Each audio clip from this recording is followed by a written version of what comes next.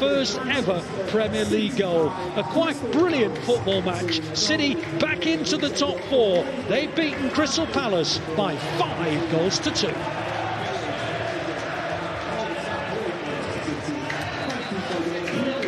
Well, let's go back to the studio. They had plenty to talk about at half-time. I'm sure they'll have plenty to talk about now. Mark Kennedy, Paul Dickov and Cal.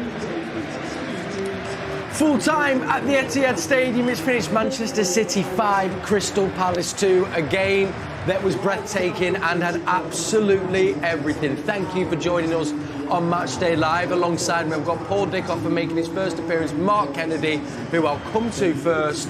What a game of football, Mark. What are your overall assessment of those 90 minutes? A stunning game of football, brilliant day, 3 points, a really, really strong performance, and I thought there was a lot of individual brilliance.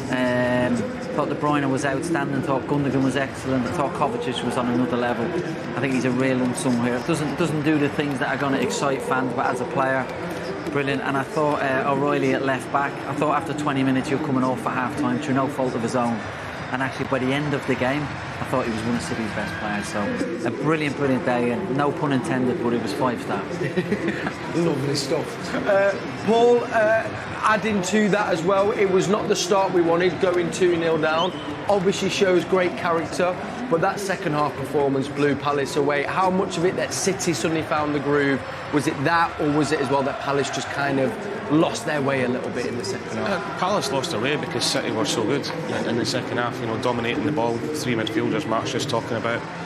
I thought Marmoush as well was excellent. Love his movement, but all over the pitch we just looked a yard sharper in the second half. Go back again, you said at half-time, I thought we started the game well. And Palace were so dangerous in the break, but then to come back into it 2-2, and then the second half, the early goal helped through Kovacic, but then it just blew them away. It could have been 6 or 7 in the end, and people might say Palace chucked in the towel a little bit towards the end, but City didn't let them get back in it. Nah, we didn't at all. One man who was instrumental to that was our captain today, Kevin De Bruyne. Of course, we're going to be savouring and cherishing these final games and moments with him. Mark, he was given man of the match here in the stadium, deservedly so. It was a bit of a Kevin masterclass, I felt, today. Yeah, he was brilliant, and he looked like Kevin De Bruyne of 2 or 3 years ago. Technical excellence, we know that anyway, but a goal, he had an assist. I thought his overall performance was excellent. It was bright, it was intelligent, his ball retention is very good. And he looks like a young man today. It was nice to see, but unfortunately Father Time catches up with everybody. And I think Kevin's more than capable of playing to that level quite a lot. It's probably that can't do it week in, week out that he used to do, which is no shame in that, but a brilliant day for him today. And a real compliment to him, because City need to win games. There's not enough games left in the season to be giving people send-offs and debuts and bedding people in. Like, every game's a must-win game, so it's a huge testament to him that the manager's played him today, and he repaid that fate. He was awesome. He really did. Man of the match here in the Etihad Stadium. Before we dig into the goals of the second half, let's go down pitchside for immediate reaction from Alistair Mann and Clive. Yes, welcome to the Etihad at full time. Manchester City, 5-star Manchester City, 5-2 winners after going 2 goals behind against Crystal Palace, as we see our players behind us rightly taking the applause of the Etihad crowd, which has been sensational. Absolutely sensational, yeah. I think the way the game unfolded, responding in the way they did, the quality of the football, but the way they dominated the second half, getting themselves level half-time, but to take it on in the second half and score the 3 goals that they did, commanding second half performance, sensational Kevin De Bruyne performance. A sensational Kevin De Bruyne performance, and a sensational performance by Manchester City's academy, as we see Oscar Bob returning, a goal for James McAtee, a goal for Nico O'Reilly, and another solid performance for R82 Rico Lewis. Yeah, it was great to see the young players again stepping up, producing an incredible performance. Real test for them, but they've come back. They've done it well, and they will learn from that experience, I'm sure, those young players. I mean, when you're 2 goals down and you're in that position and the crowd's sort of getting against you a little bit, or things aren't going your way, we nearly concede a 3rd goal, and then you have the ability to get back into a game. What does that show of the strength of character of this dressing room? Oh, you have to have a massive strength of character. You have a confidence in your own ability to turn it round against what was a really good start by Crystal Palace. A team that were physical, that were powerful, but the quality of the football came through in the end. Quality of the football came through indeed. Manchester City, 3 points to kick off your weekend. Over to the other guys in the race for the Champions League spots. We'll see you again soon. Thank you for your excellent work. Pleasure, as well thank you. on the commentary. Let's head back to a very happy studio. Nice one, FG. A very happy studio indeed, and I'm sure all those Manchester City fans making their way home will be happy, just as all of you are here in the UK and around the world. It was 2-2 at half-time, of course, going 2 goals down to Crystal Palace, got it back to 2-2, and then, Paul, we start the second half, come out quick and get that first goal to make it 3-2, and almost just set the tone for what was to come. Yeah, it was, and look, Glasner must be pulling his hair out after being 2-0 up and then 2-2, and what would have been saying at half-time, first 10 minutes of the second half, don't do anything stupid, make sure you get through it, but great play by Nico O'Reilly and down the left-hand side, cut it back, and then it looked simple, but a little touch that was behind Kevin, and then the weight of pass.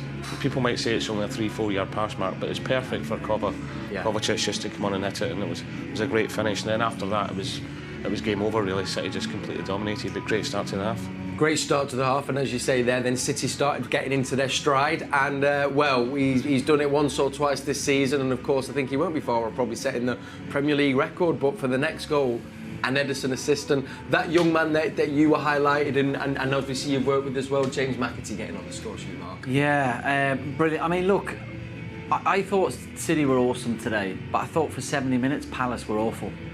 And there's an argument to say, well, City make you look like that, and they do, but I think the manager will be fuming with the 70 minutes. And what epitomised that was the goal we're talking about. You know, one long ball from Edison.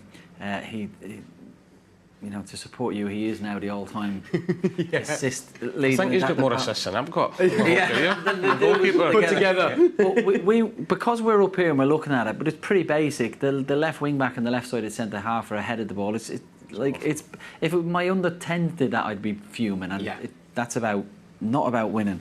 But from there, it was brilliant. I thought the keeper didn't cover himself in glory today. But James's composure to go past him, and even the little things, the tiny details, he takes an extra touch, recognising he's got a bit of time, I can compose that extra touch then just to allow himself to slot it in.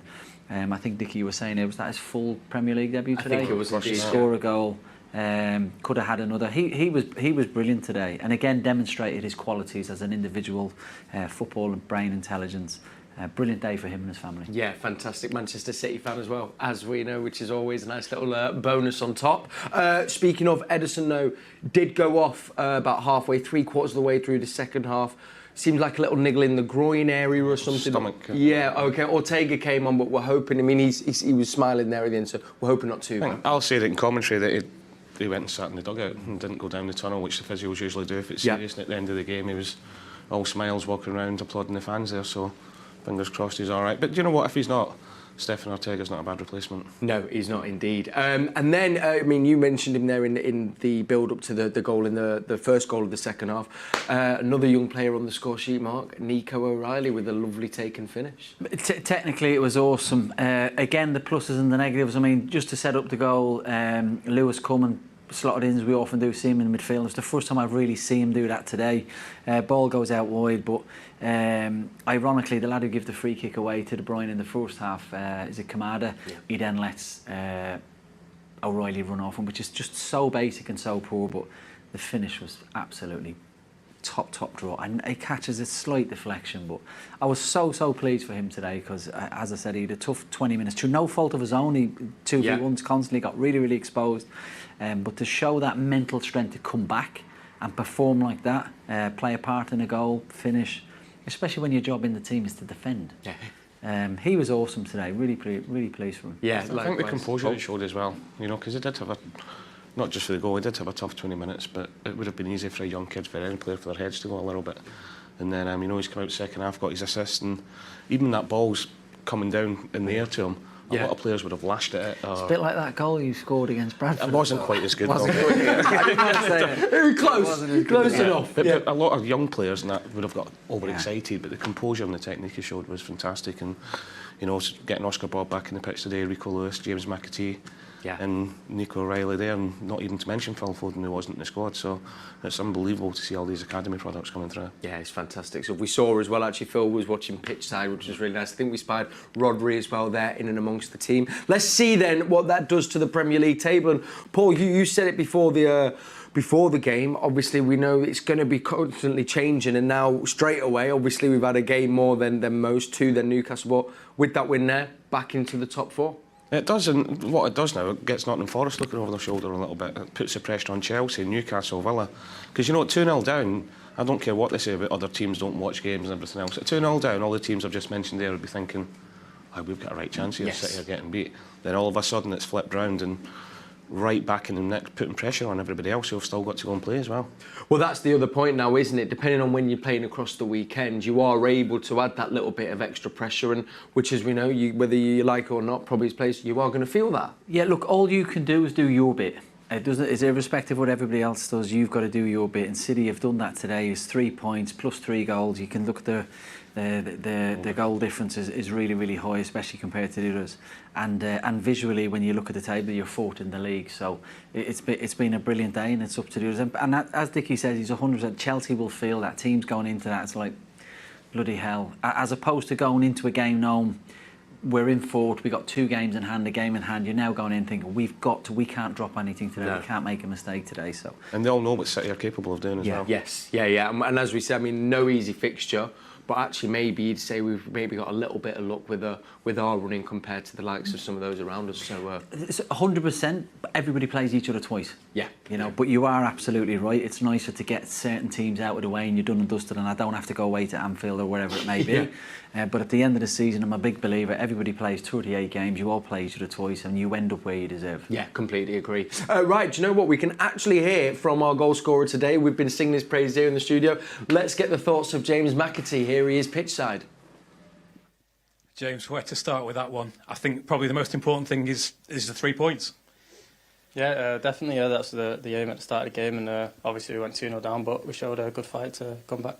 And for you personally, obviously, a first Premier League start for City, so another milestone and a great goal as well. Yeah, obviously, I've said in a previous interview that I should have scored more. I'm quite frustrated with that, but obviously I've scored one on my first start for City. I'll take it. So let's start with the ugly stuff first, I suppose. Palace going 2-0 ahead, and everyone talks about the strength of the Premier League, and that kind of underlines that, really. Yeah, we knew that he was good at set pieces, so that one wasn't a surprise, but we could have done better. But the first one, I can't really remember what happened at the top of my head, but yeah, they're a good team and they've got great individuals. So I think once we went 2-0 down, we just have to get our head down and get back in the game. And another thing which points to how strong they are is coming here today. Well, before the result today, they had the best away record in the Premier League, best defensive away record, and that just shows what a great result that is today. Yeah, I think the boss said that even before the 2-0 loss, we was playing well, and then we just carried on that form. We was creating chances, loads of them. So luckily, in the end, we just scored them. And then to get back to 2-2 just before half-time was really important. And then we were back out on the pitch early, which is perhaps not something we usually do. What was the message in the dressing room? It was just a quick one, just continue the way we was playing, a little bit of change, and then just go out and keep playing and keep creating them chances. And then obviously you got on the score sheet as well. Can you talk us through that goal, Edison, and ridiculous pass again? Yeah, we all know how good he is with his long range passing. So I seen a gap, so I've just curved my run a bit, and obviously I think I missed the first touch, and the second one just threw his legs and open net. It was a nice first goal. And a really proud day for the academy as well. Three players starting today, 2 on the score sheet. It just shows how great it is coming through the club. Yeah, we was all excited, obviously, when we seen the team that we was all playing with each other. So, yeah, I'm really happy that we got the win with us on the pitch. And also a mention for Kevin De Bruyne as well. What performance from him. And can you just tell us a little bit about what he means to you? You've watched him, and now you're playing with him. Yeah, he's obviously a player I've watched since I've been so young, and coming through training with him, I've learned so much. And then obviously being on the pitch with him today was unreal, especially when we went 2-0 down, just watching him carry us back to the 2-2, and then he was a joy to watch today and a joy to play with. And it puts us firmly in control of that. Well, moves us up to 4th in the Champions League with everyone else still to play. So enjoy the rest of the weekend and put the pressure on them. Thank you very much. Great stuff. Thanks for your time. Thank you. There we are, lovely stuff there from James McAtee. Of course, something that we mentioned it before, obviously, that you kind of worked with a little bit. What's his kind of, greatest asset in his skill when it comes to watching James on a football pitch, Mark? He's got a brilliant football brain, very, very intelligent, really, really good game understanding, somebody who receives and retains information, but he's technically very, very good as well. Yeah. Good player, can play him in multiple different positions, and I thought he showed that today. His all-round game's very, very good. Doesn't quite have the pace that a Marmoush or somebody like that has, but he makes up for it in other areas. And a great kid as well. Like he's like a sponge, somebody who wants to learn, somebody who wants to listen. No ego, very, very humble. And I think he's got a brilliant future ahead of him. Yeah, as of course do all them academy graduates that were out there today. Fantastic to see. Now, just before we look ahead to our next game, we were giving away a signed copy of this brand new book by Kevin Cummins, All Around Oasis, Never Seen Before Pictures. I can announce that the winner from leaving a comment on YouTube was Dante Britton. So, Dante, massive congratulations. This here is signed by the man himself. Somewhere in, I'll go and find it. But that is there for you. It'll be on the way to you, so we'll get your details. Massive congratulations, Dante Britton.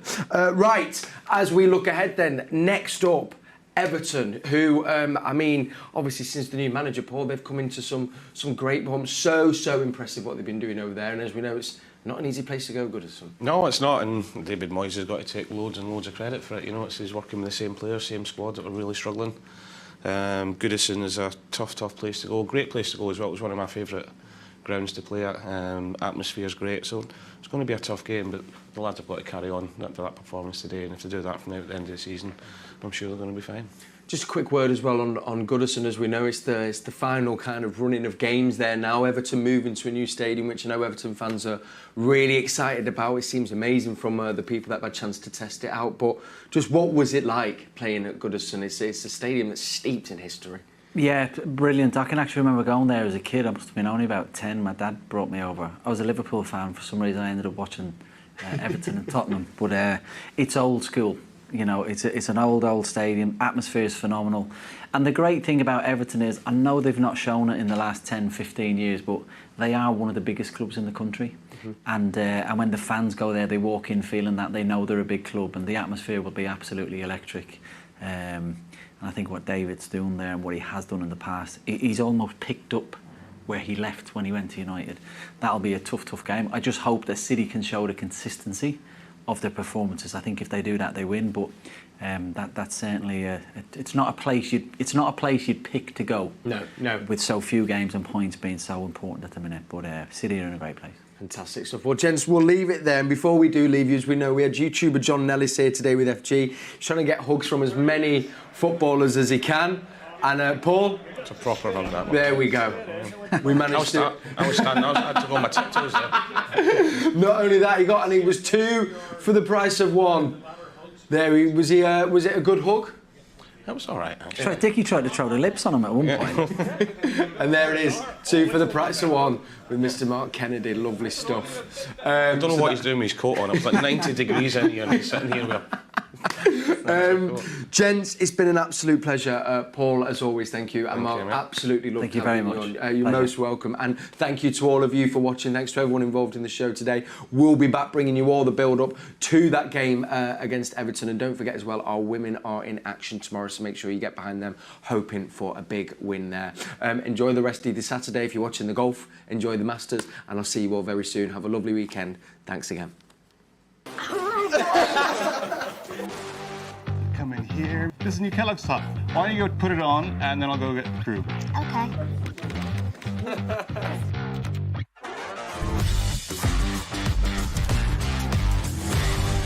Come in, guys.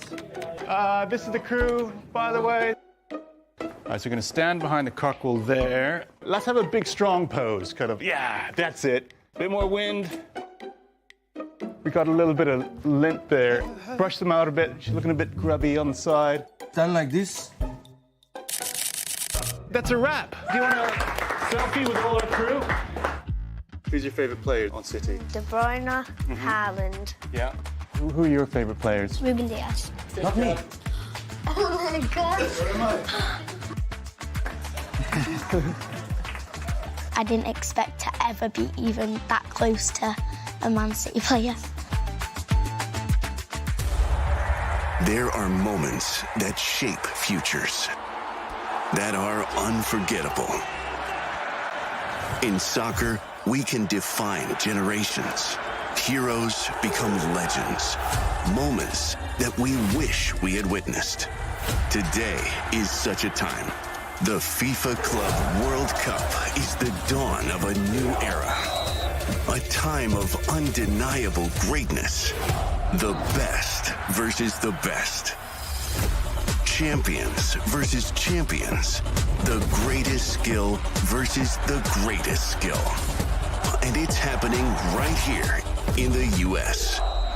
A time that we will look back on and ask, were you there? The FIFA Club World Cup. This is history in the making. Buy tickets now.